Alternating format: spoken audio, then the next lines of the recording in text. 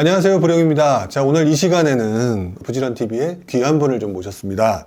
파시오님을 모셨는데요. 먼저 간단하게 자기소개 좀 부탁드리겠습니다. 이슈가 된 하나의 또 설문조사이기도 했었는데 영끌 5족의 맏형을 맡고 있습니다. 예, 스마트튜브 김학영 소장입니다. 반갑습니다. 네, 반갑습니다. 자, 어쨌든 오늘 모시고 난 다음에 현재 부동산 시장 또 오늘 앞으로 부동산 시장과 관련돼서 이야기를 한번 나눠보려고 하는데요. 일단 먼저 그 전에 또 책이 나오실 예정이시죠? 예, 1월 달에 아마 네, 1월 달에 중순쯤에 아마 출간이 될 예정이고요. 네. 그럼 도대체 몇 권째입니까? 그러니까 재개정판까지 포함해서 13번째 책이고요. 13번째요. 지금 탈고했고 네. 출판사에서 지금 후반 작업하고 있습니다. 아, 후반 작업을 하고 있다? 서울 부동산 절대 원칙이라는 아마 제목으로 1월 중순에 출간이 네. 될 것 같습니다. 저는 여태까지 해봤자 개인 책은 딱 2권이었는데 그 사이에 도대체 책을 뭐 자판기에서 물건 나오듯이 그렇게 계속 쓰시는. 부용님은 이제 한 글자 한 글자 한 땀 한 땀 정성을 다하시는 거고요. 저는 그냥 늘 습관처럼 그냥 매일 글을 쓰잖아요. 네. 그걸 이제 모아서 지금 시장에 맞는 얘기들을 좀 추리는 것 뿐이고요. 네. 제가 이제 2005년도부터 블로그 쓰기 시작했는데 워낙 글들이 많고 그리고 하루도 안 쉬고 쓰고 있잖아요. 매일 블로그에 제 칼럼이 2개 내지 하나씩은 꼭 올라오니까 네. 저는 그냥 어떻게 보면은 지금 시장에서 이슈를 좀 정리하는 것들이라고 봐주시면 될 것 같고 네. 부용님은 말 그대로 이제 바이블이잖아요. 두고두고 쓰는 스테이터스라고 저희는 이제 그때그때 이슈에 대한 것들이기 때문에 아무튼 이제 부용님 책원들을 꽂아두시고 저는 나올 때마다 사주시기만 하면 됩니다.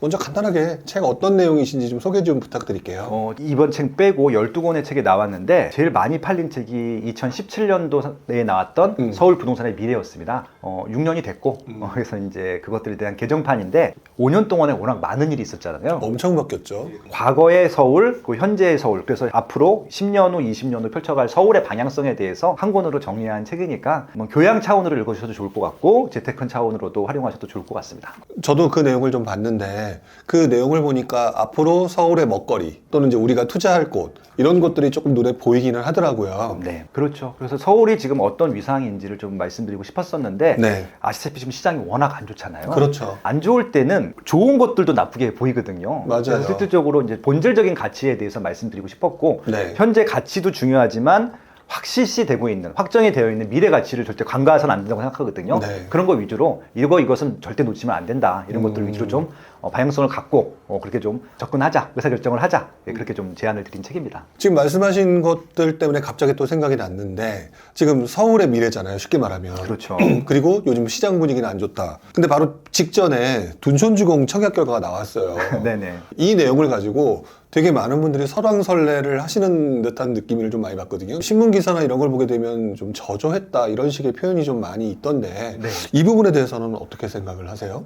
이거는 뭐 그 평가하시는 분들마다 의견이 다를 수밖에 없다고 생각을 하고 있고요. 왜냐하면은 기준이라고 하는 것들이 있을 텐데 기준을 무엇에 두느냐에 따라 좀 달라질 것 같아요. 네. 예를 들어서 2021년도 청약 시장은 아마 대한민국 역사상 최대 광풍이었었잖아요. 그렇죠. 평균이 몇백 대 1이었었고 타입에 따라서 몇천 대 1도 굉장히 많았었고 네. 그다음에 주축 같은 경우는 한 세대 주축하는데 20만 개 통장이 몰리기도 하고 막 그랬었거든요. 네. 싸지도 않은데 네. 그런 2021년도 시장이랑 비교하게 되면은 거의 폭망 수준이 맞긴 하죠. 2만 개밖에 안 들어왔으니까. 비교를 직전에 엄청나게 광풍이었던 데랑 비교하면 폭망이다. 그렇죠. 2021년도랑 비교하면 폭망이 맞고요. 근데 저는 이제 22년째 연구원 생활을 하고 있고 한국갤럽부터 수요조사, 그다음에 이런 청약 후에 청약 분석 조사 이런 것들을 해본 20년 처의 누적치를 보게 되면요. 서울이라고 하는 지역들이 경쟁률이 높은 건 높지만 전반적으로 높지 않아요. 평균으로 하게 되면은 한 자릿수가 대부분이었었고 거의 대부분. 심지어는 미분양도 되게 많았어요. 그러니까 최근 5년 동안이 미분양이 없었던 것들이지 그 전에는 미분양이 많아가지고 제가 미분양 없애는 조사들도 되게 많이 해드렸었거든요. 일본 시공사들 대상으로. 네네. 그러니까 이제 저는 이제 연구원 입장이고 이 사후 처리하는 그런 기준의 연구원 입장에서 말씀을 드리면은 분양은 잘 된 편이고요. 그럼 또 욕을 할 거예요 아마. 왜 그런 줄 말씀드릴게요. 그러니까 이제 저는 이제 건설사하고 조사를 꽤 많이 했습니다. 건설사 편을 들자는 것은 아니고요. 네. 여러분들이 한번 사업 주체가 됐다고 한번 생각을 해보세요. 분양을 했는데 완판이 됐어요. 경쟁률이 몇천 대 1이야. 그리고 계약도 하루 만에 끝났어요. 그러면 분양을 잘한 거예요? 다 못한 겁니까? 글쎄요. 잘한 거는 잘한 거지만 네. 뭐 좀 애매하긴 하네요. 평가하는 사람 입장에서는 잘 됐다라고 평가할 수 있는데 네. 만약에 제가 사업주인데 그렇게 분양을 했고 그런 분양가 책정한 팀장은 바로 자를 겁니다. 더 비싸게 받을 수 있었던 더 거잖아요. 비싸게 할 수 있었으니까. 그러니까 건설사의 목적은 뭐냐면은 이것이 손해보지 않을 정도로 최대한 비싸게 분양할 수 있는 타이밍과 가격대와 마케팅 전략이 무엇인가 이런 것들이거든요. 네. 근데 제가 좀 아쉬웠던 것 중에 하나가 바로 그 포인트인데 네. 이번에 조합과 건설사들이 마케팅 비용을 거의 안 쓴 것 같아요. 아, 거의 안 썼다. 네, 그러니까 가성비가 굉장히 떨어지는 거죠. 그러니까 비용을 안 썼기 때문에. 근데 마케팅 비용을 쓰지 않은 것들 감안하고 이 정도 경쟁이 나온 것은 굉장한 전 많이 나온 거라 생각을 하고 있고 바로 비교를 해보시면 좋을 것 같은데 강동 헤리티지 자이 마케팅, 뉴스, 릴리스 한 것들을 하고요. 한번 둔촌주공 청약전 기사를 비교해 보세요. 느낌이 뉘앙스가 다르거든요. 여기는 굉장히 긍정적으로 나오고 여기는 거의 부정적으로 나오거든요. 왜 그럴까요? 왜 그런 거예요? 마케팅을 안 한 거죠. 이쪽은 마케팅을 한 거고 네네. 그런 차이거든요. 아마 강동 헤리티자이는 분양이 잘 될 거예요. 분양가도 싸기도 하고 마케팅이 잘 됐기 때문에 그런 부분들인 것들이거든요. 그래서 분양을 하는 사업주 주체 입장에서 보게 되면은 당장은 미분양이 난다 하더라도 네. 이제 계약을 준공 전까지만 끝내게 되면 그냥 완성되는 것들이거든요. 그게 아마 최대로 분양가를 많이 받을 수 있는 가장 좋은 사업성이라고 판단하시면 될 것 같아서 사업주 입장에서 보면 분양이 정말 잘 된 거예요. 정말 잘 된 거다. 네, 이건 이제 사업주 입장인 거고. 근데 어차피 분양을 받으시는 분들이 아니라 대부분 다 관람객이시잖아요. 그분들 입장에서 보게 되면은 2021년도랑 보통 비교를 하실 수밖에 없으니까 네. 분양이 안 된다고 보시겠죠. 예, 그런 좀 입장의 차이가 있을 겁니다. 저 같은 경우도 제가 제 유튜브에서 라이브 할 때 이거는 저는 선방한 거다 이렇게 표현을 했던 기억이 나는데 그 이유가 정확하게 연도는 기억 안 나는데 반포의 레미안 퍼스티지, 레미안 퍼스티지 반포자이. 자이하고 그 당시 그가 이제 금융위기 직후였었잖아요. 그때 걔네들이 1대1도 안 됐던 걸로 제가 기억을 하거든요. 미분양이 났고요. 네. 왜 그러냐면은 이제 반포 레미안 퍼스티지 분양 직전에 잠원동에 그것도 레미안이었습니다. 분양을 했어요. 네. 근데 그때 분양가가 2천 중반대였어요. 근데 여기 레미안 퍼스티지는 3,300에 분양했거든요. 네. 당연히 여기 2,800에 분양한 것도 분양이 안 됐거든요. 여기도 미계약 분이 좀 나왔었거든요. 근데 여기는 물론 단지도 좋고 상품도 좋기 때문에 비싸게 받았을 거라고 생각을 하지만 3,300은 당시에 강남에서도 3,300만 원 분양가는 없었거든요. 굉장히 비싸게 분양한 거라 미분양이 날 수밖에 없었어요. 이게 금융위기랑 상관없이 네. 반포동에서는 거의 최고가였으니까. 최고가하고 그 전에 분양했던 거보다 한 1,000만 원 이상 비싸게 분양했기 때문에 싼 것도 미분양이었던 상황에서 네. 지금 와서 보면은 그때 받았어야 되는데 이렇게 얘기를 하지만 그러면 둔촌주공 같은 경우는 분양가 상한제에 적용됐던 아파트니까 오히려 지금 현재 경쟁률 정도면 나름대로는 그 받으신 분들도 괜찮은 거고 네. 이렇게 봐야 되겠네요 진짜로. 아마 이제 분양을 받으시는 분들을 또 이렇게 놀리시는 분들이 있으세요. 뭐 그 타입도 별로 안 좋고 그것도 창뷰 있잖아요. 창뷰에다가 주방 어쩌고 저쩌고. 뭐 저층에다가 이렇게 놀리시는 분들이 있으셨을 텐데 그것도 알고 분양 받으신 거잖아요. 네. 그러니까 모르시는 것도 아니고 왜냐면 네. 타입이 다 정해져 있었으니까. 그래서 이게 관전하시는 분들이 자꾸 비아냥거리시는 분들이 많을 텐데 분양을 받으신 분들은 아마 대부분 다 계약을 하실 거고요. 안 하시는 분들 같은 경우는 아마 또 줍줍이 나오겠지만 그것들은 중공전이 다 끝날 예정이니까 그건 뭐 개인적인 사정입니다. 근데 대부분은 아마 계약을 하실 거거든요. 네. 그럼 그분들한테도 되게 좋은 일이죠. 결과론적으로 둔촌주공에 대해서는 입지도 좋고 가격도 싸고 저도 괜찮다라고 표현하는데 그럼 우리 빠슈님도 비슷한 의견이시겠네요. 솔직히 가격이 싸진 않아요. 그러니까 지금 말씀드린 게 가격이 쌌으면은 완전히 완판이 됐을 거고 한 20만 개 들어왔을 거예요. 왜냐면 서울에서 보통 청약 경쟁률 높은 것들 보면 10만에서 20만 사이가 들어오거든요. 근데 이거는 뭐 일단 몇만 밖에 안 들어왔기 때문에 경쟁률이 높지 않은 것들 보면은 가격에 대한 저항감은 있거든요. 대부분 다 가격 때문에 경쟁률이 이게 어떻게 보면은 정해지거든요. 그렇죠. 예, 그래서 이거는 싸지는 않는데 전 적정한 가격이었다고 평가를 하는 것들이고 이것들을 분양받으신 분들은 현재 가치보다 미래 가치가 높아질 거라고 하는 것들은 100%예요. 이건 99.9%도 아니고 그래서 네. 지금 당장 사고 팔 수도 없잖아요. 이게 네. 전혀 전매 제한이 있기 때문에 그래서 뭐 전매하실 때쯤이면은 뭐 지금 가치보다 훨씬 높아져 있을 것이고 지금 분양가가 아마 그 전세 가격 이 되어 있을 가능성도 높아요. 그때쯤이면. 예, 입주할 때 힘들겠지만. 네. 저는 제 가격이 싸다고 얘기했는데 생각해보니까 또 네. 말씀을 들어보니까 아 그럴 수 있겠구나라는 생각이 들어요. 왜냐하면 저는 또 이제 그 주변에 있는 다른 아파트를 그렇죠. 시세를 가지고 이제 싸다라고 표현했지만 일반인들은 또 그렇게 생각하지는 않을 테니까. 근데 불용님처럼 분석을 하셔야 돼요. 왜냐면 투자하시는 분들이나 지금 시장 분석하시는 분들 같은 경우는 주변 입지랑 비교해서 보시는 게 맞을 것 같고 네. 저는 이제 리서처잖아요. 네. 그러니까 저는 제 개인적인 의견을 말씀드리는 것들이 아니라 소비자들이 평가하는 그대로 전 말씀을 드리거든요. 그러니까 소비자들은 지금 솔직히 살짝 부담스러운 가격이라고 평가를 한 건데 근데 그 부담스러운 가격임에도 불구하고 분양을 받은 사람들은 2만 명이 넘게 있었다. 이게 결론입니다. 그렇죠. 해석의 네. 문제이긴 네. 하겠지만 어느 해석이 좀 더 객관적이냐 네. 이런 부분들을 좀 여러분들이 좀 생각해 주실 필요는 있겠다 이런 생각이 좀 들고요. 뭐 어쨌든 뭐 돈추궁도 일반인들한테는 별로 좋지 않은 그만큼 시장이 안 좋다는 얘기인데 최근 들어서 정부가 규제 완화가 되게 속도가 되게 빨라진 것 같아요. 아마 5월 달에 취임했는데 네. 대부분이 몇 년 된 줄 알아요. 이번 정부가. 네네. 그러니까 알게 모르게 계속 규제 완화가 되고 있었거든요. 근데 이게 한꺼번에 확 푸는 게 아니잖아요. 네. 그러니까 지난 정부와 이번 정부의 가장 큰 정책적인 발표 방법이 지난 정부는 그냥 세게 팍 터트리잖아요. 네네. 뭐 파리 대책 이런 거 막, 뭐 12, 16 대책 이런 것들을 터트릴 때 그냥 세게 딱 나오니까 정책이 딱 나오는 줄 알았는데 네. 이번 정부는요 안 해주는 것 같은데 네. 계속 뭔가 해주고 있었거든요.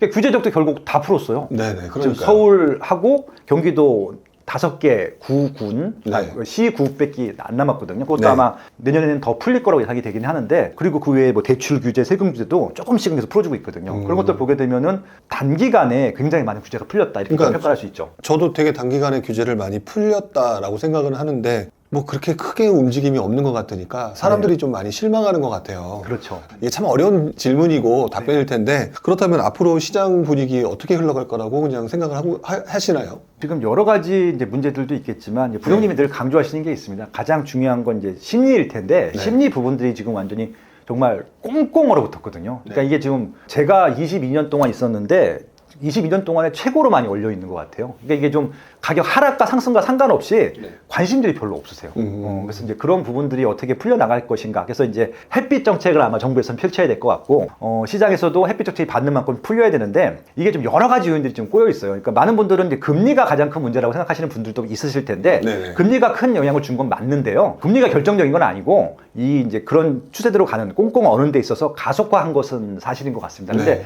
근본적인 문제들은 여러 가지가 있었다는 것들이고, 그 여러 가지는 뭐 하나의 대책 때문에 그런 것도 아니고 5년 동안에 여러 가지 규제들로 또 얼기설기 엮어놓은 다음에 가격도 막 폭등해버렸고, 근데 좀 이사를 가야 되는데 가지도 못하고 파지도 못하고 뭐 여러 가지 상황들이 있거든요. 그래서 실질적으로 보게 되면은 사고 싶은데 돈이 없어서 못 사시는 분들도 많고, 대출 이자 때문에 부담스러워서 못 사시는 분들도 있고요. 네. 그리고 또 대부분은 이게 안 팔려서 못 가시는 분들이 또 굉장히 더 많고요. 그러니까 여러 그렇죠. 가지 정말 액터마다 케바케로 많은 요인들이 있는데 이 요인들을 다 풀려고 하면 시간이 좀 걸릴 것 같아요. 근데 네. 이제 규제가 많이 풀렸다라고는 하는데 이 규제라고 하는 것이 단기간에 규제된 것이 아니라 5년 동안 차곡차곡 규제를 했어요. 또 이전 정부에서도 그렇죠. 세게 나온 것들도 있지만 세게 나오지 않고 사이사이에 또 알게 모르게 규제를 해놓은 것들. 근데 심지어는 본인들이 뭘 규제했는지도 몰라요.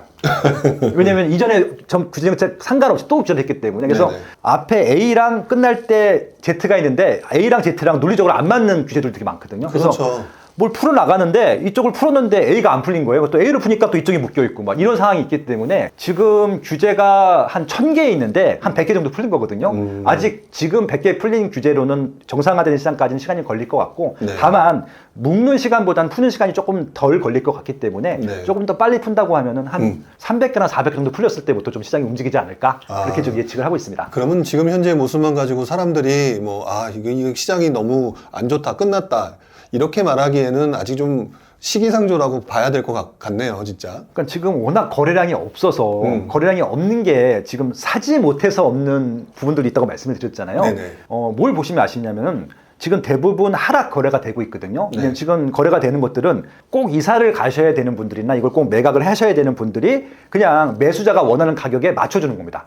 협상도 안 해요. 그냥 사겠다는 사람이 나타나면은 원하는 가격에 맞춰주는 거라서 당연히 하락으로 거래가 될 수밖에 없는데, 이 와중에 신고가가 갱신되는 아파트들이 또 있어요. 네. 기사 나오잖아요. 네, 가끔 보이죠. 네, 그러니까 그거는 어떻게 이해를 하실 거예요? 왜냐면 하락장인데. 심지어는 그 하락이라고 표시가 된 KB나 한국부동산원의 마이너스가 뜬 지역에서도 신고가가 나오고 있거든요. 네. 그러니까 이거는 케이스 바이 케이스라는 것들이고, 지금 하락으로 찍히는 이유는 거래량이 너무 적기 때문에. 서울 같은 경우 정상적인 월 거래량이 아파트만 10,000건이 거래돼야 되는데 지금 400건 거래되거든요. 그러니까 이건 정말 극단치만 거래되고 있다고 보시면 될 것 같아서, 네. 정상적인 중간에 이사하시는 분들이 거래되는 그런 통계가 나오기 전까지는 상승 하락을 정확히 논하기는 좀 어려울 것 같고 네. 지금 일단은 지켜보셔야 되는 게 맞을 것 같고 네. 이제 금매들을 노리셨던 분들한테는 좋은 시장이 된 것도 맞는 것 같고 아무튼 여러 가지 생각들이 좀 있습니다. 네. 어떻게 보면은 지금 시장 거래 상황이 정상이 아니기 때문에 이걸 가지고 뭐 하락이다 상승이다 언제 상승된다 이렇게 말하기는 지금 현재 시기상조다. 그러니까 그 영끌 오적에 이제 네. 각각의 멘트들이 있잖아요. 네네네. 빠시용은 뭐라고 했냐면은 끝까지 하락을 인정 안 한다고 써 있어요. 그러니까 저는 이게 하락을 인정 안 하는 게 아니고요. 네. 하락했다라고 얘기를 하는 거예요. 대구 같은 경우는 하락을 하고 있고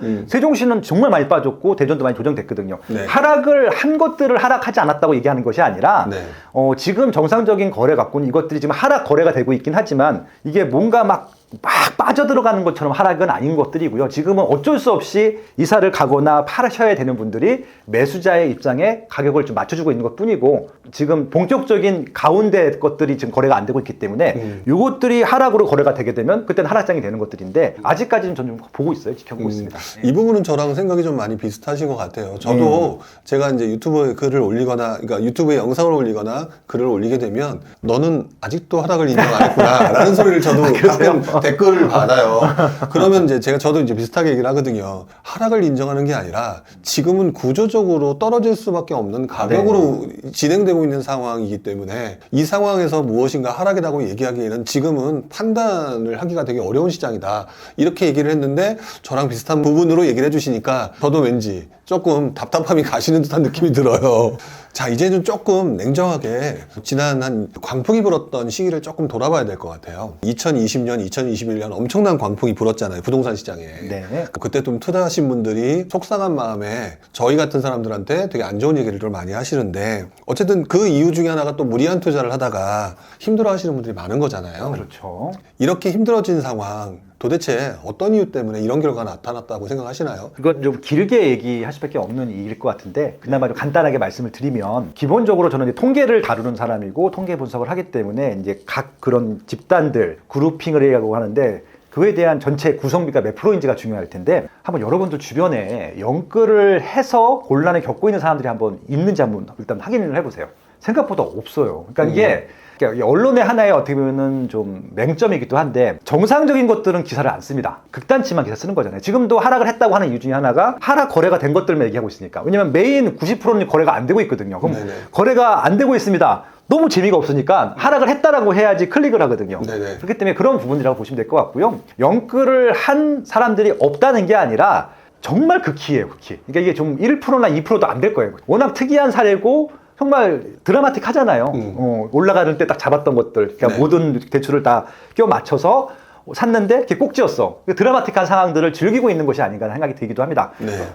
실제적으로 시장의 포션들을 보게 되면은 1주택자들이 제일 많고요. 1주택자들은 영끌하지 않아요, 대부분. 이 집에서 사본 경험이 있기 때문에 이사를 갈 수 있으면 가는 것들인데 보통 상급 입지나 상급 상품으로 가는 것들인데 네. 지금 그게 안 되고 있기 때문에 이사 거래가 안 되고 있다고 봐주시면 될 것 같고 그리고 이제 보통 무주택자들이 집을 살 때 그러니까 1주택자들이나 다주택자들이 집을 살 때는 비쌀 때 잘 안 삽니다. 특히 다주택자들은 투자 경험들이 많기 때문에 네. 비쌀 때 잘 안 사요. 그러니까 서울 같은 경우는 2020년 이후에 거의 안 샀어요. 그러니까 투자 수요가 제가 없다라고 여러 번 말씀드린 이유 중에 하나가 그때부터는 실수요자들만 샀거든요. 그래서 네. 1주택자들이 일부 갈아타거나 아니면은 무주택자들이 2020년 이후에 좀 들어왔어요. 그분 중에 영끌을 하신 분들이 간혹 있겠죠. 왜냐면은 나도 집을 가고 싶어라고 하는 마음이 생기다 보니까. 네네. 근데 이제 그때 대출 규제가 심화됐기 때문에 대출을 못 받잖아요. 네. LTV가 안 되는 경우도 있고 DSR 때문에 안 되는 경우도 있기 때문에 여러 가지 다른 대출들을 받아서 그냥 꽉꽉 채워서 사신 분들이 있었겠죠. 네. 그분들을 이제 영끌 받았다고 놀리는 거예요.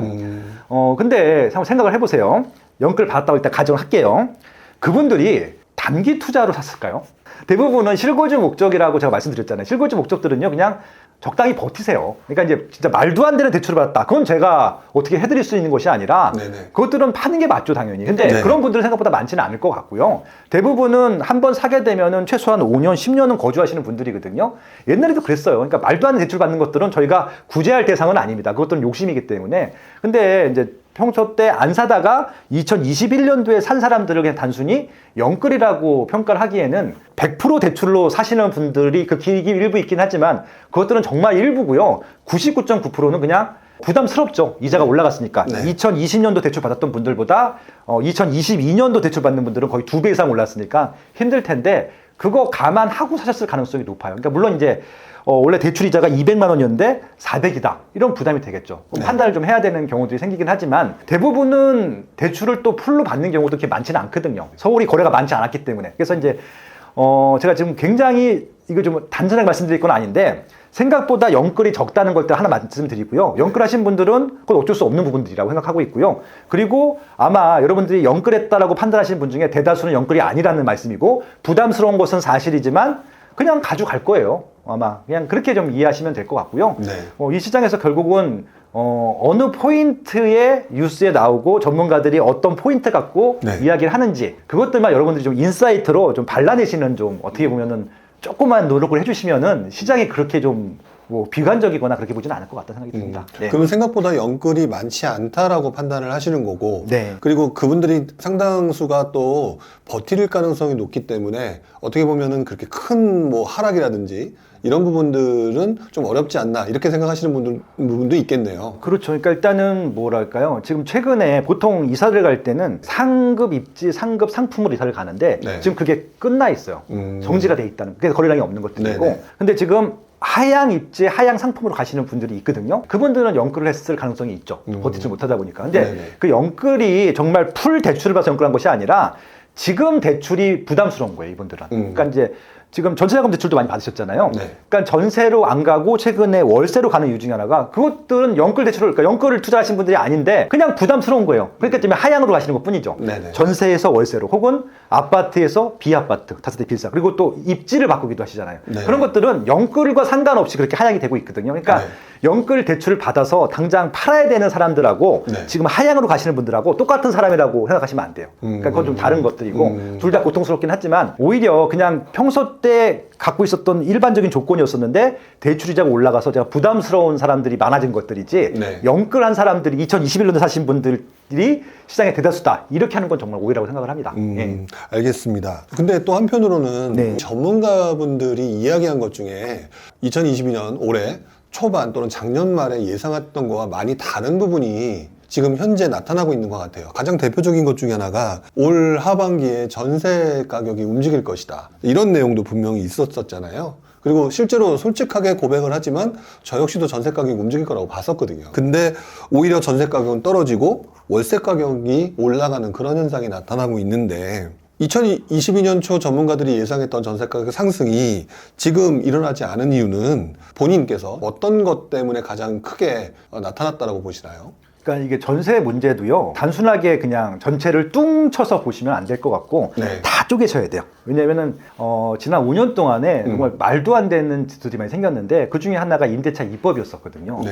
그러니까 이제 임대차 입법 때문에 전세가 4단계로 이렇게 나눠져 있어서 어떤 단계의 전세가 인거지부터 보셔야 될 것 같고 그다음에 또 2021년도 같은 경우는 정말 말도 안 되는 전세 또 폭등시장이었었거든요. 2020년 하반기 때부터. 네네. 그래서 결국 2020년 이후에 계약한 전세 물건들하고 그 전에 계약한 물건들과 또 분리하실 필요가 있을 것 같고요. 좀 굉장히 여러 가지 섞여 있는데 일단 정리 하나하나 좀 해드릴게요. 결국은 지금 가장 전세에 문제가 생기게 된 것은 금리가 올라서 어쩔 수 없이 지금 재계약을 하시는 분들 중에서는 하향으로 갈 수밖에 없는 이유 중에 하나가 그런 이유도 있다는 것들이고 그리고 실질적으로 이사를 가셔야 되는데 못 가시는 분들도 결국은 이제 유지를 해야 되다 보니까 월세로 바뀌는 경우도 있고 아니면 네. 그냥 전세 보증금을 유지한 상태에서 추가적인 월세를 내시는 분들이 있고 뭐 이렇게 좀 바뀌고 있는데 네. 그러니까 전세가 하향하고 있다라고 하시는 분들 중에서는 아마 2020년도, 2021년도에 정말 꼭지에서 계약하신 분들 같은 경우는 역전세가 났겠죠. 그때는 정말 말도 안 돼. 왜냐면 그때는 제가 2018년도, 19년도부터 칼럼을 이렇게 써드렸고 책에도 나와 있는 얘기인데 물량이 없었어요. 그러니까 지금 매매도 그렇고 전세도 그렇고 서울에 물량이 없다 보니까 그냥 집주인들이 제시하는 가격을 받을 수밖에 없거든요. 정말 말도 안 되는 가격이었어요. 제가 봤을 때는. 근데 그 가격에 전세를 받았던 분들 같은 경우는 그게 시세가 되다 보니까 시세인 줄 알고 또 추가적인 계약들이 되는 것들이죠. 그것들은 지금 다 하락이 될 수밖에 없는 것들이거든요. 이 말씀을 왜 드리냐면요. 한번 꼼꼼히 따져보세요. 모든 전세 계약이 다 하향되는 것이 아니라 2018년도에 계약했던 분들 중에 2020년도에 전월세 상한제를 쓰신 분들 있죠. 이분들은 전월세 지금 올려주고 계시거든요. 네. 그러니까 지금 케이스 바이 케이스라고 하는 것들이죠. 그러니까 지금 2020년도 이후에 계약하신 분들은 역전세가 난 것 맞고 하락한 것이 맞는데 2018년도에 계약하셨던 분들이 2020년도에 임대차 입법을 쓰신 분들 같은 경우는 올려주셔야 돼요. 그러니까 지금 섞여 있거든요. 그러니까 이것들도 케이스 바이 케이스로 봐야 되는 것들이고요. 그리고 전세가 빠져서 월세로 가는 것이 아니라 그 전세 금액을 줄 수가 없어서 월세 가시는 분들도 꽤 많다는 말씀입니다. 그러니까 이것들은 정말 케이스 바이 케이스로 서울도 다 달라요. 그러니까 강남구 스토리가 다 다르고 도봉구 스토리가 다르기 때문에 단순하게 하향을 하고 있다라고 또 편견을 하고 싶지는 않고 하향하는 건 100%예요. 2020년 이후에 계약하셨던 분들은 하향할 수밖에 없죠. 그러니까 기준을 2020년으로 그쵸, 봤을 그쵸. 때 예, 그렇습니다. 생각해보니까 저도 그러네요. 그 이전에 계약을 했었던 저 같은 경우는 올 초에 네. 올 6월인가 7월인가 사실 전세금이 올려서 받았어요. 저도 올려서 받았어요. 근데 오히려 지금 말씀하신 것처럼 네. 2020년 네. 요때 좀 과도한 그 당시 이제 왜곡된 현상 때문에 올라갔던 그 전세 보증금에 해당되는 금액은 오히려 반대로 떨어지는 상황이 돼서 이게 섞여버린 거다. 그리고 또 재밌는 상황도 하나 있는데 이런 것도 있어요. 그러니까 이제 임차인 중에서도 좀 똑똑하신 분들이 있잖아요. 네네. 임대차 입법을 안 써요. 왜요? 나중에 쓰려고. 아 나중에. 그래서 2020년도에 확 올려주신 분들도 있어요. 그분들은 이제 확 떨어졌으니까 돌려받을 수 있는 분들도 있잖아요. 그러니까 이거는 그 계약이라고 하는 것은 네. 1대1 개인적인 베이스이기 때문에 정말 히스토리가 다 다르거든요. 그것들을 그러니까 빠졌다라고 봐야 되는 것들이 올라갔다 봐야 되는 것은 케이스 바이 케이스로 다 분석을 해봐야 된다. 그렇게 좀 정리하고 싶네요. 예. 그러면 어떻게 보면은 우리가 이제 그 2022년 하반기 전세 가격이 올라갈 거다라고 얘기했던 것들은 이제 투자자들이나 이런 분들이 기대 심리가 좀 있어서 그랬었던 거긴 한데 그리고 이제 약간 처음에 말씀드렸지만 결정적으로 그 올라갈 거라고 했던 것들은 제가 틀리지 않았다고 생각을 해요. 네. 왜냐면 분위기가 그랬었으니까. 근데 지금 문제는 뭐가 생겼냐면은 금리가 단기간에 이렇게 많이 올라갈 거라고 상상을 못했었거든요. 그러니까 변수가 튀어나왔다. 거의 3배 올랐어요, 금리가. 단기간에 1년 동안에 2021년도, 2022년도에 금리가 3배 정도 오르다 보니까 아까 말씀드렸잖아요. 이게 집주인에 의해서가 아니라 그 임차인들이 그냥 월세를 선택하는 경우들이 많거든요. 어차피 전세자금 대출을 받아야 되는데 차라리 네네. 월세를 올려주는 게 전세자금 대출보다 더 합리적으로 생각하시는 분들이 있기 때문에 그러니까 이것은 저희가 예측할 수 있는 부분들이 아니잖아요. 그렇죠. 그냥 그 뭐 파월이 FOMC에서 4번 연속 자이언트 스텝을 할 거라고 누가 예상했겠습니까? 네네. 그건 전혀 몰랐던 것들이잖아요. 그럼 오히려 지금 뭐 공급이 엄청나게 늘어난 것도 아니고 그러면 이런 지금 금리 인상이라든지 이런 부분이 어느 정도 해결이 되는 상황이 이어진다면 다시 한번 전세 가격이 올라갈 수 있는 부분도 있겠네요. 저는 금리 문제만 해결되면 올라갈 거라고 봐요. 특히 서울 같은 경우는. 또 전국이 다 올라간다 이렇게 생각하시면 안 되고요. 공급과 수요가 있잖아요. 네네.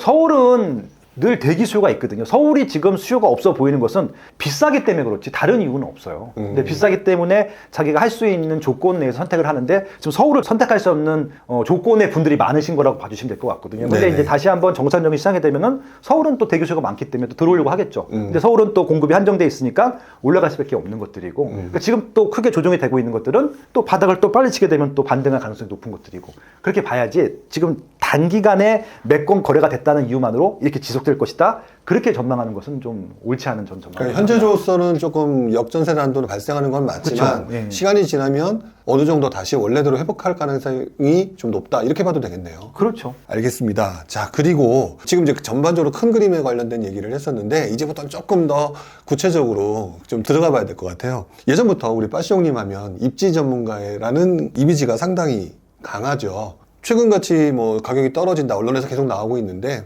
역시 마찬가지로 그럼에도 불구하고 입지라고 하는 건 변함이 없다라고 지금 보시는 건가요? 어차피 이제 입지라고 하는 것들에 대해서는 입지가 네. 다른 부동산의 모든 것들을 설명해 준다라고 생각을 하고 있기 때문에 그렇고요. 저는 제일 중요한 게 이제 수요입니다. 수요. 그러니까 제가 수요. 이제 수요 조사를 하는 사람이고 네. 그것만 하다 보니까 수요에 가장 큰 영향을 주는 것이 무엇이냐라고 봤을 때는 입지가 지금까지는 거의 결정적인 역할을 했기 때문에 입지가 좋다고 하는 것들이 수요를 자발적으로 찾아오게 하는 힘이었었거든요. 그래서 이제 그래서 입지를 보자고 했던 것들이었었고 네. 그래야 이제 미래 가치를 우리가 파악할 수 있으니까. 네. 근데 이제 입지를 파악함에 있어서 이제 수요가 제일 중요하다고 말씀드렸는데 최근에 좀 변수가 생긴 것 중에 하나가 뭐냐면은 네. 과거에는 입지만 좋으면 다 끝났어요. 왜냐면 그때는 이제 수요가 워낙 많고 공급이 적을 때라서 그냥 공급이 있는 입지면은 그냥 좋은 입지가 됐었는데 네.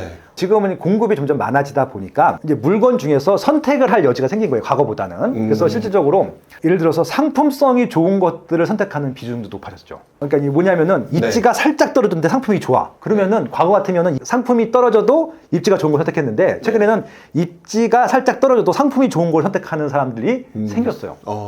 예, 그 미미한 변화긴 한데. 네네. 그럼에도 불구하고 네. 입지가 결정적인 것들이라고 하는 것들이 대세가 바뀐 건 아닌데 조금 선택에 있어서 좀 스펙트럼이 다양해지고 있다라고 하는 것들이고요. 결국은 이제 상품과 입지를 비교할 때 입지가 예전에는 99%였다면은 지금은 90%. 10% 정도 상품성도 봐야 된다. 그 정도로 보시면 될 것 같습니다. 그럼 여전히 입지의 중요성은 뭐 변함은 없는 것 같은데 그렇죠. 약간 좀 세부적으로 들어가게 되면 뭔가 미묘한 변화는 좀 있는 것 같다. 예, 아마 이 변화는 조금씩은 더 증가할 것 같긴 해요. 자, 그 다음에 질문을 또 드려보도록 하겠습니다. 일단 뭐 입지는 중요하다. 뭐 우리가 일반적으로 생각할 때 서울이 되게 사람들이 되게 관심이 많은 그런 곳이라고 볼 수가 있는데 되게 말들이 많은 것 같아요. 서울 같은 경우는 입지가 중요하다. 그래서 서울이다. 근데 또 한편으로는 서울에 인구도 줄지 않느냐. 네. 뭐 이렇게 얘기하시는 분들도 있고 또 반대로 공급이 부족하기 때문에 계속 오른다. 이런 얘기들이 있다 보니까 이제 막 부동산 시장을 공부를 시작하신 분들은 양극단에 있는 이 서로의 얘기들이 머릿속에 들어오면서 막 혼란스러워하고 헷갈려 하시는 것 같아요. 네. 그냥 단도직입적으로 서울의 위상 여전히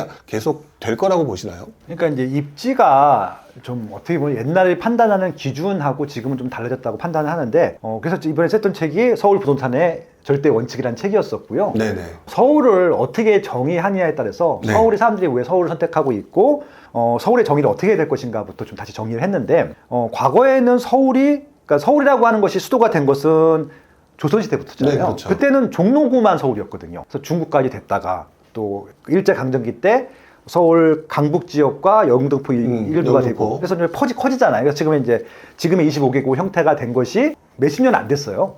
그러니까 서울이 확장이 되고 있는데 서울이 확장이 된 다음부터는 이제 경기도하고 인천도 서울처럼 또 대도시가 되고 네. 상품들도 좋아지고 교통도 네. 좋아지고 했거든요. 그래서 결국은 지금은 서울을 단순히 서울이라는 행정구역만으로 보는 것이 아니라 경기도, 인천까지 포함한 개념으로 보는 것이 맞을 것 같고 네. 결국은 이제 경기도라고 하는 말 자체가 서울 경제에다가 주변 기자거든요. 네. 서울 옆에 있는 지역이라서 서울 역할을 분담하는 역할을 하는 것들이어서 행정구역은 서울이지만 서울 역할을 못하는 지역들이 있어요. 그건 아마 서울에 있는 아파트 지수는 좀 저평가가 아니라 좀 저렴한 지역이 될 것 같고 경기도인데 서울보다 비싼 지역들이 있거든요. 그거는 경기도지만 서울 같은 역할을 하는 지역들이 있을 것 같고 그래서 실질적으로 서울, 경기, 인천은 그냥 같은 생활권이라고 보신 다음에 네. 실질적으로 수요가 어디가 많은지 메인 기능을 어디서 하는지 이렇게 좀 따져보시는 것이 맞을 것 같다는 생각을 해보고 있고요. 그래서 네.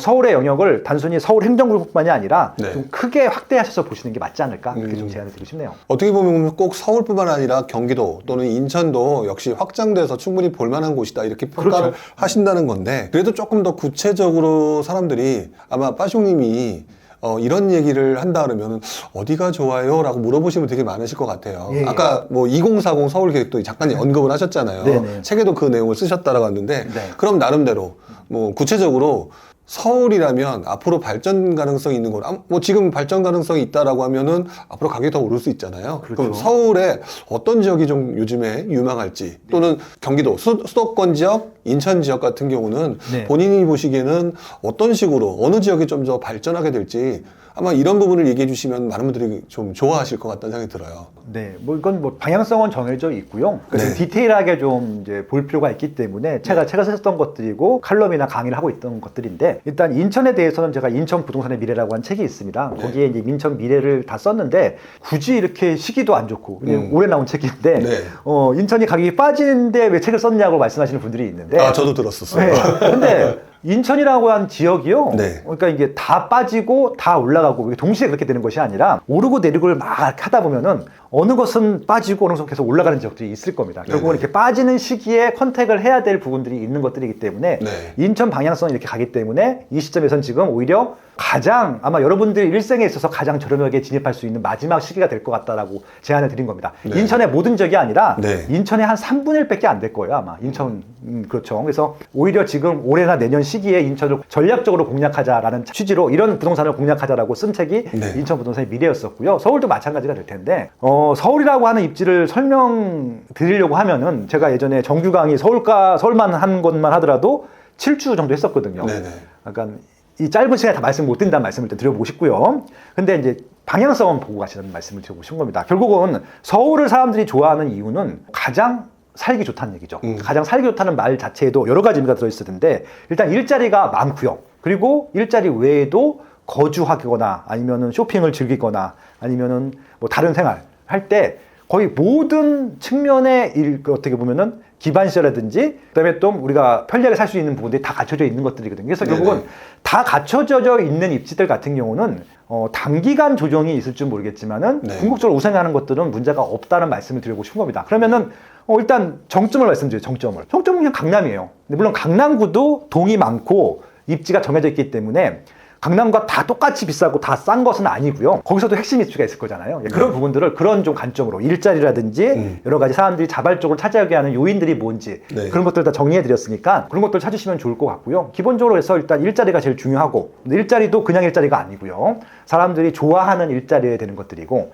그리고 또 하나 뭐냐면 또 일자리를 또 쉽게 구할 수 있어야 될 것 같고요. 내가 또 이직을 할 때 혹은 또 퇴사를 당했을 때도 생활 기반시설이 흔들리면 안 되거든요. 그러니까 그런 것들에 대해서도 선택의 여지가 많은 입지들이었을 텐데 압도적이에요, 서울이. 그러니까 전국에 있는 17개 광역지자체가 있는데 서울을 대처할 입지는 아직까지는 없을 것 같고 그나마 지금 전략적으로 나라에서 만들고 있는 게 세종시인데 세종시는 아시겠지만 어떻게 보면 아직까지는 대전에 한 개 구 이상도 아직 안 되거든요. 그 정도 이상이기 때문에 좀 더 성장을 해야 되겠지만 서울은 지금 대전급 시가 대전급의 광역시가 한 4-5개가 있는 것들이기 때문에 세종이 아무리 발전해도 서울의 위상을 대처할 수는 없는 부분들이 있기 때문에 그런 식으로 한번 비교를 해보시게 되면은 서울이 어떤 위상을 갖고 있는지 아실 수 있을 것 같아요. 그러니까 이 말씀을 왜 드리냐면은 책에도 담겨 있긴 한데 17개 광역지자 중에서 소득이 제일 높은 곳이 세종이에요. 그러니까 이제 사람들이 오해를 하시는 것들이죠. 옛날에 울산이 제일 높았었는데 네네. 울산이 지금 3등으로 떨어졌거든요. 네네.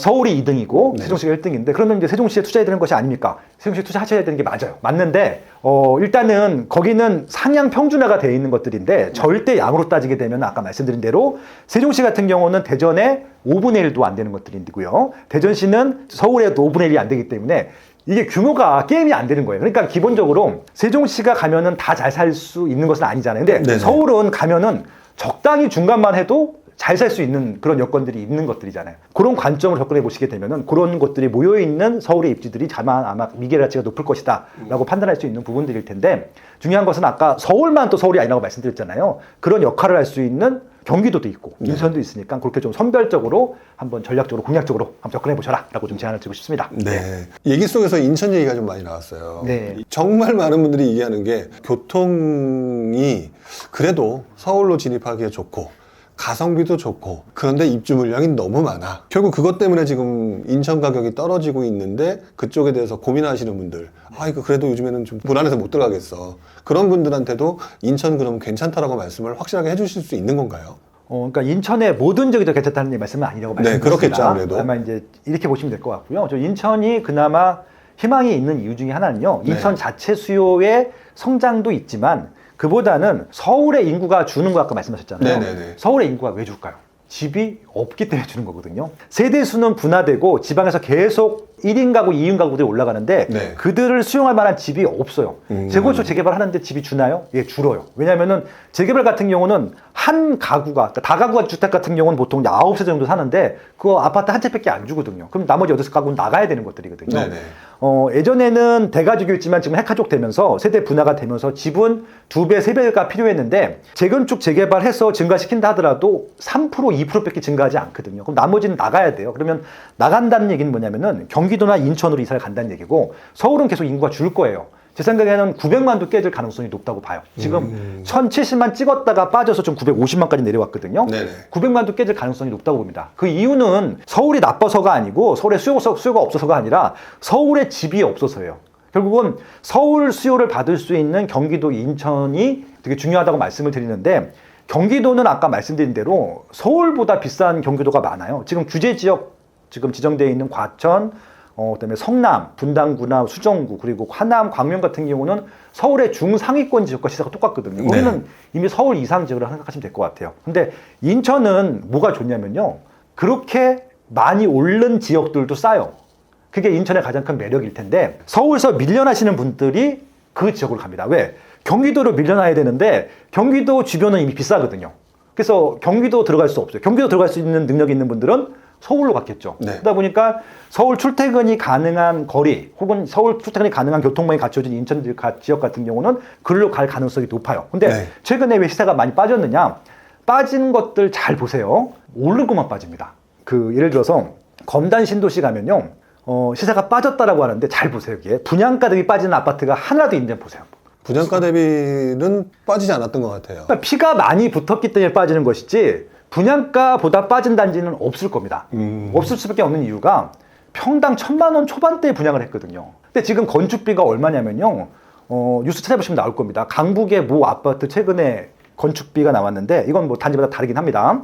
아무리 적게 잡아도 700이고요, 평당. 그다음에 990만 원까지 지불했다라고 하는 기사가 나와요. 그러면은 이거는 아마 내년 되면은, 그러니까 내년이 아니라 아마 지속적으로 이렇게 오르고 내리고 살짝 있겠지만 1,000만 원이 넘어간다는 얘기거든요, 평당 건축비가. 네네. 그럼 땅값을 제외하고 34평 기준으로 건축비만 하더라도 34평이면은 3억 4천이잖아요. 네네.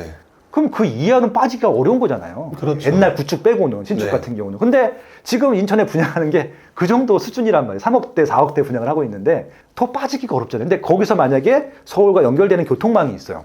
그러면은 그 입지, 그 새 아파트, 신도시들을 선택 안 할 이유가 없는 것들이죠. 오를 수밖에 없겠네요. 예, 그러면. 그러니까 지금 단기간 입주 물량이 많아서 선택의 대안이 많기 때문에 고르고 있는 것들이지 이것들도 다 채울 거예요. 아마 인천 자체로는 죽었다 깨어나도 못 세웁니다. 서울서 와야 돼요. 그리고 지방에서 또 올라옵니다. 그러니까 지금 많은 분들이 또 관광 오신 것 중에 하나가 뭐냐면은 서울에서 가는 것들만 생각하시는 분들도 있는데 그게 아니라 서울, 경기, 인천은요 인구가 증가해요.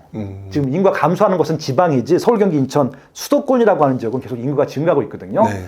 아마 한동안 10년 동안은 계속 증가할 것 같아요. 아마 몇십만 원씩 뭐 증가할 텐데 그분들이 서울 못 오거든요. 그럼 경기도, 인천을 갈 수밖에 없는 것들이어서 그것들이 이제 순차적으로 진행이 될 텐데 그래서 결국은 공급을 또 영원히 계속할 수 있는 것도 아니기 때문에 공급이 좀 줄어드는 순간 그 점이 아마 좀 터닝 포인트가 되지 않을까 그렇게 생각하고 있습니다. 그럼 결과론적으로 인천도 서울, 경기, 인천 안에 있는 이 구역 안에 있는 거기 때문에 전망은 굉장히 좋다. 지금 단기적으로 조금 애매할 뿐이다. 이렇게 보는 게 맞겠네요. 그렇죠. 근데 물론 이제 이것은 서울 분들이 갈 만한 입지여야 되고 갈 만한 상품이어야 됩니다. 인천의 모든 뭐 예를 들어서 뭐 다세대 빌라도 올라가겠네요? 안 올라갑니다. 절대 안 올라갑니다. 왜냐면은 다세대 빌라는 아파트에서 차고 수요가 서고 넘쳤을 때 가는 것들이지 그냥 가지는 않거든요. 근데 지금 인천에는 좋은 아파트들만 해도 좀 많기 때문에 거기까지 갈 수는 없어요. 그러니까 이게 선별하셔야 돼요. 올라가는 것도 많이 올라가는 게 있고 조금 올라가는 게 있고 그럴 테니까 이왕이면 많이 올라가는 거 하실 거면은 서울 사람들 입장에서 보시기 바랍니다. 그러니까 인천에서 빠져 계시면은 여기 오르니까 다 올라갈 것처럼 보이지만 서울 분들한테 물어보셔야 돼요. 여기 오실 수 있는지. 못 온다고 하면은 아파트라도 안 오를 수 있거든요. 그래서 네. 절대적으로 객관적인 입장에서 분석을 하셔야 될 것 같아요. 알겠습니다. 자, 그런데 지금 얘기 속에서 서울, 경기, 인천 같은 경우는 인구가 늘어나고 있다. 자, 그런데 지방 같은 경우는 인구가 감소하고 있다. 이렇게 표현을 해주시면 그럼 지방 같은 경우는 그냥 단편적으로 듣기에는 그럼 지방은 가면 안 되겠네. 또 이렇게 생각하실 수도 있잖아요. 근데 지금 현재 정말 많은 분들이 투자자 입장에서 보게 되면은 돈이 없으니까 정말 많이 지방을 본단 말이죠. 근데 인구 감소만 가지고만 딱 얘기하기에도 그렇죠. 좀 애매한 부분이 있을 것 같아요. 네, 당연하죠. 그러니까 이게 결국은 디테일하게 보여야 됩니다. 그러니까 이렇게 나오면 또 이제 뭐라고 하냐면은 지방은 이제 포기해라. 빠숑이 지방 하지 말라 그랬다. 이렇게 나올 수도 있는 거거든요. 네. 썸네일 그렇게 쓰실 거 아니시죠? 썸네일이요? 그러니까 이제 이렇게 큰 틀을 보시면 될 것 같아요. 일단 기본적으로 서울이라는 입지가 있어요. 그리고 비서울이 있습니다. 당연히 비서울보다는 서울이 수요가 더 많은 것들이고요. 비서울 중에서도요, 수도권이 있고 비수도권이 있습니다. 당연히 비수도권보다는 수도권이 조금 더 수요가 많을 거예요. 그리고 비수도권 지역 중에서도 광역시가 있고 도지역이 있잖아요. 아마 도지역보다는 광역시가 수요가 더 많을 겁니다. 그리고 도지역 중에서도 대도시가 있고 중소도시가 있고 군이 있잖아요. 네네. 당연히 또 구소도시들이 많을 거거든요. 네. 그러니까 그 지역 내에서 서울 역할을 하는 곳이 있어요. 그러니까 서울 역할을 하는 곳은 뭐냐면은 중심지라는 의미도 있지만 그 지역은 또 인구가 대기 수요가 증가해요. 그러니까 이제 지방에서도 이게 뭐라 그러면 지방에 사람이 점점 증가하게 되면은 기반시설이 많아지잖아요. 네네. 인구가 감소하게 되면요 기반시설이 줄어요. 그러니까 활성화됐던 도심들도 이게 좀 어떻게 보면은 좀 이제 폐허가 되기도 하고 그렇게 되거든요. 그러다 네네. 보면 결국 기반시설이 잘 갖춰진 곳으로 모이거든요. 그러면 그 지역은 다시 또 인구가 증가하거든요. 어떻게 보면은 지방에서도 서울 같은 역할을 하는 지역들은 수요가 증가할 겁니다. 그러니까 그것도 다 쪼개서 보셔야 되는 게 맞는 것들이죠. 그러니까 지방이라 하더라도 그런 지역들은 전략적으로 빠졌다 싶으면 들어가야죠. 왜? 수요가 증가할 거니까. 뭐 대표적으로 그냥 쉽게 생각하면 광역시급이 그렇게 되겠네요. 그렇죠. 광역시급 도지역에 있는 큰 도시들이었던 뭐 예를 들어 창원처럼 굉장히 뭐 좋은 100만 도시죠. 정도 넘은 뭐 좋은 이런 도시죠. 동네. 거기는 광역시 이상이니까. 네네. 그리고 뭐 충청북도에서는 청주 같은 지역들 네. 너무 좋은 도시고요. 그리고 실질적으로 일자리 때문에 그 또 증가하는 지역들이 있어요. 행정타운들 지금 도청 소재들을 다 옮겼잖아요. 원래 다 광역시 안에 있었는데 다 도적으로 옮겼잖아요. 네네. 그런 행정타운 된 지역들도 아직 활성화 덜 된 지역들도 있고 네. 혁신도시, 기업도시들도 좀 하다가 속도가 안 나서 그렇지 다른 도심보다는 지금 활성화된 데가 있거든요. 그런 부분들도 좀 눈여겨보셔야 되겠죠. 그러면 지방 역시 부동산 시장은 서울 수도권 뭐 지방 할 것 없이 인구가 늘어나거나 또는 뭐 기반 시설이 늘어나거나 이런 것들은 그냥 꾸준히 계속 지켜봐야 되겠네요. 결국은 이제 제가 아까 서울, 비서울 이렇게 나눠드렸잖아요. 네네. 그러니까 지방 분들이라 하더라도 서울 부동산을 공부하셔야 되는 이유가 네. 똑같아요. 그러니까 서울하고 주변 지역의 관계들을 보시게 되면요. 지방에서도 서울 역할을 하는 곳이 있다고 말씀드렸잖아요. 네. 강남 역할을 하는 곳이 있다고 말씀드렸고 그렇게 똑같이 가요. 그래서 단기적으로 빠질 때가 오히려 진입 타이밍이 될 것이고 그때를 전략적으로 놓으신다고 하면은 단기든 장기든 아무튼 지방에서만 투자하셔도 충분히 저는 수익이 난다고 생각을 합니다. 부산에서는 뭐 해운대, 뭐 대구에서는 수성구, 예. 뭐 이런 식으로 생각하면 되겠네요. 그러니까 수성구 같은 경우가 올해 많이 빠졌잖아요. 네네. 그럼 해피한 거죠. 근데 전세 가격도 많이 빠졌는데 실질적으로 이제 실거주하실 분들 같은 경우는 이번 기회에 수성구 진입하시는 것들 좋은 방법 중에 하나가 될 것 같고요. 그 새 아파트들 중에서도 수성구인데 미분양이 난 것들 많거든요. 네. 이게 이제 가격을 좀 보셔야 되겠지만 네. 최근에 분양한 것들은 좀 비싸게 분양을 했는데 과거에 한 1, 2년 전에 분양했던 것 중에는 싸게 분양한 것들이 있거든요. 같은 가격으로 내려왔단 말이에요. 이럴 때 조금 이제 입지 좋은데 괜찮다라고 하는 것들은 전략적으로 옮겨 타시는 방법들도 좋죠. 새 아파트니까. 알겠습니다. 자, 그러면 이런 얘기를 들을 때마다 우리 부동산 공부 시작하시는 분들은 헷갈려. 무슨 말인지는 알 것도 알고 아리송하고 뭐 막 이런 얘기들을 많이 하시게 되는데 부동산을 처음에 공부하시려고 하는 분들 그런 분들은 어떤 식으로 공부하는 게 가장 좋을까요? 그 직장인 다니면서 부동산 공부 어떻게 하는 게 가장 좋을까요? 공부를 시작을 해서 네. 끝내놓고 완성된 상태에서 투자를 한다. 절대 이렇게 하면 평생 아무것도 못 하고요. 네네. 일단은 내 집 마련부터 좀 하시라고 말씀을 드려요. 내 집 마련부터 해라. 시행착오를 겪어도 네. 일단 내 집 마련 하신 분들하고 안 하신 분들은 일단 달라요. 그러니까 내 집 마련을 하라고 하는 것이 실제 들어갈 집을 살 수도 있지만 일단 한번 사보시라는 말씀을 좀 들어보고 싶은 겁니다. 일단 사봐라. 그러면은 뭐 청약기에 날아가잖아요. 이렇게 하시는 분들이 있는데 청약기에 날리신다 하더라도 그 인상에 얻으시는 것들이 있을 것 같아요. 제가 단적인 일을 하나 들어볼게요. 이제 제 후배가 있어요. 여자 후배, 대학교 후배인데 네. 미혼입니다. 고위 공무원입니다. 행정고시를 붙어가지고 20여 년째 지금 3급까지 4급인가 3급까지 올라갔어요. 공부해갖고 그 친구가 공무원 관사에 있다가 그것도 한 20년 사니까 나가라고 그러더라고요. 네네. 그래서 이제 결국 이제 집을 얻게 됐는데 이 친구는 일만 하는 바람에 월급을 다 모았어요. 그래서 이제 돈 받고 이제 저한테 물어보더라고요. 집을 사야 되는데 좀 도와달라고 그래서 제가 그냥 서울에 이제 출퇴근하기 편한 이제 역세권에다가 이제 아파트를 추천해줬습니다. 근데 이제 얘가 대출도 없고 돈만 있기 때문에 30평대 사라 그랬어요. 그랬더니 자기는 뭐 혼자 사는데 그러더니 20평대 사더라고요. 네네. 근데 그때부터 이제 시작이 된 겁니다. 그 전까지는 저를 별로 안 좋아했어요. 투기꾼이라고. 사기 전에는? 네, 왜냐면 언론에서도 뭐 피스집에도 나오고 막 적폐니 뭐 이런 얘기 듣다가. 근데 네네. 걔가 계약을 한 날부터 마인드가 싹 바뀌는 거예요. 그 전까지 부동산에 굿자도 공부 안 했던 애가. 네. 그러니까 제가 추천한 집을 그냥 바로 샀어요. 고민도 안 하고 공부도 안 하고 그냥 호갱 눈으로 봐요. 호갱 논어를. 네. 그래서 매일 실시간 그 거래가를 검색을 하는 거예요. 네네. 그래서 내가 매일 본다고 하더라도 실시간 그 거래가가 바뀌지 않는다고 거래가 많지 않다 그랬더니 매일 봐요. 근데 애가 머리가 좋은 애라 그런지 보더니 옆 단지보다 자기 집 단지가 더 좋은 단지인 걸 알아낸 거야. 시세가 좀 높으니까. 네네. 그러더니 조금 더 공부를 하더니 30평대를 살 걸 그러더라고요. 걔가 대출을 안 받고 샀거든요. 네. 대출 조금만 받으면 30평대 살 수 있었잖아요. 그렇죠. 예, 그러니까 되게 아쉬워하는 거예요. 그게 공부거든요. 그러니까 이 친구가 일단 사보니까 알잖아요. 뭘로 시세를 검색해야 되는지 알고, 뭐랑 옆 단지랑 비교할 수 있는 플로테크도 이용해보고, 그리고 이게 역세권이 비역세권보다 좋다는 것들로 공부가 되고, 그리고 20평대보다 30평대가 수요가 더 많다는 것도 알게 되고, 이런 것들, 이게 공부거든요. 그럼 더 추가적으로 필요하다 보면 어떻게 하면 갈아탈 수 있을까? 그러면 이제 재건축 재개발도 공부하게 되는 것들이고, 네. 그다음에 또 여기서 투자를 하게 되면은 뭐 지방 아파트라든지 뭐 경매도 공부할 수 있는 것들이고요. 이게 시작의 공부인 것 같거든요. 네. 일단 이 친구는 부동산을 전혀 모르는 상태에서 사고를 친 거잖아요. 네네. 그래서 이렇게 한번 시작을 해보시게 되면은 그 다음부터는 여러분들이 알아서 찾으셔야 될 것 같아요. 뭐 이런 부진행이라고 하는 좋은 카페도 있고요, 스마트 투뷰라고 하는 또 좋은 또 경제 아카데미도 있고요. 그렇잖아요. 그래서 이런 유튜브들도 매일 보시면 좋을 것 같고, 부동산 뉴스도 좀 보시면 좋을 것 같고, 책도 보시고 그러다 보면요, 공부하다 보면 또 이게 또 누가 또 바른 소리 하고 좋은 정보 주는지 다 알게 되거든요. 네. 이게 그전까지는 전혀 안 보이던 세계인데 그 문을 들어가는 순간 또 신세계가 펼쳐져 있거든요. 그래서 이제 그렇게 좀 시작을 하시게 되면은 그다음부터는 알아서 공부하실 수 있을 것 같아요. 그러니까 어떻게 공부하라가 아니라 일단 이 세계에 발을 한번 들여봐라. 그러면 자연스럽게 네. 그 다음 길을 찾아서 움직이게 될 것이다. 그렇게 가야지 억지로 뭐 책을 읽고 뭐 그냥 강의 듣고 이거 아닌 것 같아요. 일단 집을 사세요. 그럼 만약에 이런 경우가 있죠. 샀는데 꼭지를 작년 2021년도에 샀을 경우가 생겼을 거냐. 그렇죠. 예. 근데 그러면 좀 이게 어떻게 보면 투자이기도 한 거거든요. 내가 감당할 수 없어. 그리고 내가 산 것이 정말 공부를 해봤더니 아닌 것 같아. 그럼 팔아야죠. 손절매 하는 거죠. 주식도 그렇고 코인도 그렇고 손절매를 해야 돼요. 그러니까 안 되면 손절매 하는 게 맞는 것들이고 대신 그 다음에 살 때는 손절매 안 해도 되는 걸 살 거예요 아마. 손절매 한번 해보신 분들은. 경험을 해봤으니까. 그렇죠. 예. 그게 공부인 것 같아요. 그러니까 무조건 뭐 산다고 부자가 되거나 그런 거 아니거든요. 이렇게 하나씩 경험을 쌓다 보면은 더 노력하는 만큼 속도가 더 빨라지는 것들이기 때문에 그렇게 좀 접근해 보시면 좋겠어요. 어떻게 보면 굉장히 현실적이지만 뼈를 때리는 조언이 아닐까 이런 생각을 좀 해보게 되는 것 같아요. 네. 근데 그럼에도 불구하고 요즘 네. 그 유튜브에서 보게 되면 네. 저도 좀 그런 얘기 좀 많이 듣는데 요즘 분위기 너무 안 좋으니까 안 좋죠. 일단 팔아라. 그리고 난 다음에 다시 오르면 그때 사라. 이런 얘기 하시는 분 진짜 많잖아요. 이거에 대해서는 어떻게 생각하세요? 누가 최근에 저한테 그렇게 뭐 조언? 그러니까 되게 유명하신 분이에요. 네. 조언이라고 해야 돼. 아무튼 뭐 충고라고 해야 돼. 아무튼 피드백을 주셨어요. 그러니까 저를 아끼시는 마음에 또 빠쇼님 같은 전문가라고 하면은 2021년이 고점인 거 알았을 텐데 네. 그때 팔고 좀 빠진 다음에 올라가기 직전에 다시 사라라고 말씀을 해주시는 게 옳지 않았을까요? 이렇게 얘기를 해주시더라고요.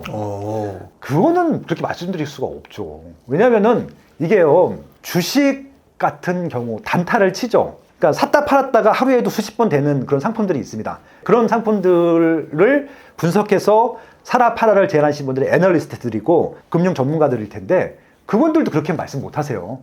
그냥 가치가 있는 주식들을 보통 추천을 해주시는 거지 네. 팔아라고 메시지 주시는 애널리스트 분들이나 금융 전문가들은 없거든요. 그런 부분도 있는데 하물며 부동산이잖아요. 부동산 같은 경우는 이게 투자 목적도 있어요. 투자 목적이라고 하면 그게 가능할 수도 있겠죠. 근데 아까 말씀드린 대로 부동산은 실수요가 70% 80%예요. 실거주하실 분들한테 2021년도에 팔고 일단은 네가 어디 살지는 잘 모르겠어. 근데 일단 팔고 한 3년 있다가 사. 아니면 어떤 분은 2030년 있다가 사라고 말씀드렸잖아요. 2030년도에. 네. 그럼 10년 동안 어디 살아요? 전세 월세 살려고 하는데 그게 가능할까요? 그때 또 원하는 가격에 살 수 있을까요? 원하는 물건들에 살 수 있을까요? 그리고 내가 판 거 다시 살 수 있을까요? 그 가격에? 그거는 예측을 못 해요. 근데 적어도 이거는 말씀드릴 수 있는 거죠. 그러니까 최저점과 최고점을 맞출 수는 없지만 이 상품이 적어도 오르락 내리락 반복을 하더라도 한 10년 후에, 한 5년 후에, 10년 후에는 지금보다는 올라가 있을 것들이 예상되는 것들은 있잖아요. 그런 것들을 찾는 것들이고 그런 것들을 말씀을 드릴 수는 있는데 지금 요 시점에 팔고 이쯤에 사라. 이렇게 말씀하시는 분이 있다고 하면은 저는 그분이 사기꾼이 되는 가능성이 높다고 봐요. 해서도 안 될 조언이고요. 특히 실거주 하시는 분들한테 어떻게 샀다 팔았다 하라고 해요. 이건 말이 안 되는 거죠. 그렇게 좀 본인께서 생각할 때는 샀다 팔았다 하는 거는 그게 쉽지도 않고 오히려 조언 같지 않은 조언이다. 그건 오히려 그 사람이 인생을 망치는 거라고 생각해요. 그거는 절대 불가능한 방법입니다. 알겠습니다. 지금 이제 이 방송을 녹화하는 이때쯤 오늘이 이제 월요일인데요. 아직까지 임대사업자 제도 개편 얘기가 나온다고 그랬는데 안 나왔어요. 네. 이제 아마 이 영상이 올라갈 때쯤이면 나왔을 수도 있는데 임대사업자 개편 얘기가 나오면서 많은 사람들이 여기에 좀 관심을 갖는 분들이 좀 있는 것 같은데 이 부분에 대해서는 어떤 생각을 갖고 계세요? 기본적으로 이제 저는 임대사업자 제도가 생기든 아니면 임대사업자들을 양성화하든 둘 중에 하나 방향성은 나오는 것이 맞다고 생각하고 있고 그렇게 될 네. 거라고 믿고 있어요. 왜냐하면은 이거는 이번 정부뿐만이 고민한 것이 아니라 이미 이전 정부에서 만든 제도잖아요. 네네. 노무현 대통령 때문에 만들어졌었고 시행이 됐었고 심지어는 문재인 대통령 때 초기에 3년 동안 집중적으로 홍보까지 했단 말이에요. 유튜브에 출연하셔갖고 김현미 장관님하고 김수현 수석이 나와갖고 이거 가입하셔야 됩니다. 그렇게 한 이유가 뭐였을까요? 이게 투기꾼들 양성하려고 했을까요? 아니잖아요. 임차 시장을 안정적으로 확보하기 위한 것들이거든요. 네네. 그러니까 대한민국 전체 임대 시장 중에서 공공이 다 책임져 줄 수 있으면 이런 이런 문제가 전혀 생각을 할 필요도 없었겠죠. 근데 전체 100% 중에서 10%밖에 안 돼요. 10%도 지금 9% 됐다가 12% 됐다가 왔다 갔다 하거든요. 그만큼 지금 수요는 증가하는데 공급이 적은 거죠. 왜냐면 공공의 공급은 다 세금이에요. 그러니까 여러분들이 내는 세금들이 다 그렇게 쓰이고 있는 것들이거든요. 근데 90%의 임대 시장이 있는데 이것들을 어떻게 해야 되는지에 대해서는 아무도 언급을 안 해요. 그러니까 자연스럽게 그냥 온 거죠. 수십 년 동안. 근데 이제 그것들을 좀 제도권으로 편입해서 안정적으로 임대가가 올라가지 않도록 좀 통제를 하고 유지하기 위해서는 결국 임대 사업자들이랑 같이 갈 수밖에 없는데 임대 사업자들을 지난 5년 내내 괴롭혔잖아요. 네. 예, 그래서 이제 그 부분 때문에 부작용이 생겨서 2020년, 2021년도 폭등장이 생겼던 것들. 아까 전세 가격이 막 4단계, 5단계 나왔다고 한 이유 중에 하나가 그 이유거든요. 그래서 네. 이렇게 좀 폭등하는 시장이 예측 불가능한 시장이 나오면 안 되기 때문에 제도권으로 끌어들이기 위해서는 이제 임대 다주택자들을 좀 양성할 수밖에 없을 것 같고, 그래서 임대 사업자 제도든 아니면 다주택자들한테 특정 조건을 갖췄을 때 혜택을 주던 그런 것들이 나올 수밖에 없는 타이밍이 됐다고 생각하고 있고, 그냥 간단해요. 이전 정부 했기 때문에 얼마나 가감을 하는지 그거 있기 때문에 네. 그냥 그 정도 선에서 나오지 않을까 싶어요. 이건 뭐 그냥 자연스럽게 날 수밖에 없는 것들이고, 이거는 우리나라가 그렇게 할 수밖에 없어요. 왜냐면은 공공이 더 지을 돈이 없어요. 예, 그래서 이건 민간과 같이 갈 수밖에 없는 것들이고, 어떻게 제도권으로 끌어들일 수 있을 것인가, 그것만 좀 보시면 될 것 같아요. 네, 알겠습니다. 자, 이렇게 해서 오늘 상당히 많은 얘기를 좀 나눠봤는데요. 마지막으로 부동산 투자에 관심을 갖는 분, 또는 내 집 마련에 대한 고민을 하고 계신 분, 하지만 지금 현재 부동산 시장이 안 좋아서 주저주저 하시는 분들, 이런 분들한테 마지막으로 조언이 될 만한 얘기를 딱 한 말씀 부탁을 드려보도록 할게요. 제가 이제 뭐 많이 살지는 않았지만 살면서 성공적으로 살았다고 하시는 분들을 보게 되면요, 대부분 상황들을 다 긍정적으로 보세요. 왜냐면은 당장 위기가 오고 어려움이 온다 하더라도 이것들은 분명히 극복될 거야 라고 생각을 하고 접근하시는 분들이 많으시더라고요. 네네. 결국은 이제 지금 어려운 상황이긴 한데, 그럼 지금 무엇을 할까를 한번 생각해 보셨으면 좋을 것 같아요. 지금 왜 어려운지, 지금 뭐가 어렵죠? 저희가 지금 월급이 안 올라서 어렵나요? 아니면 대출을 많이 받아서 어렵나요? 아니면 집이 없어서 어려운가요? 아니면은 모를까요? 추가 소득을 만들어야 되는데 못 만들어서 어려울까요? 아니면 결혼하고 싶은데 결혼을 못해서 어려울까요? 아무튼 여러분들이 생각하고 있는 것들이 그냥 무조건 어렵다고 생각하지 마시고, 구체적으로 뭐가 어려운지 한번 정리를 해보시고요. 그 어려운 것들을 어떻게 하면은 좀 개선할 수 있을까, 극복할 수 있을까를 따져보시면 좋을 것 같아요. 그래서 결국은 만약에 부동산 문제라고 하면은 부동산이 없으셔서 문제인 것들이지, 부동산을 사서 문제이신 분들은 별로 없을 것 같거든요. 사신 분들은 그냥 파시면 돼요. 손해보는데요? 손해봐도 된다고 말씀드렸잖아요. 그냥 다음에 극복할 수 있는 거 살면 되는 것들이잖아요. 만약에 그거 팔아서 손해본다고 큰일 날 정도면은 지금 빨리 파시는 게 맞아요. 더 손해보시기 전에. 그러니까 네네. 그렇게 긍정적으로, 왜냐면 다음에 또 좋은 거 살 거야 라고 생각하시면은 지금 손해는 저는 충분히 극복할 수 있는 하나의 교훈이 었다고 생각하고 있거든요. 그래서 지금 생긴 문제들이 있다고 하면은 빨리 해결할 문제들을, 그 방법들을 생각하셔야지, 걱정만 하면은 아무것도 해결이 안 된다는 말씀을 좀 드리고 싶고요.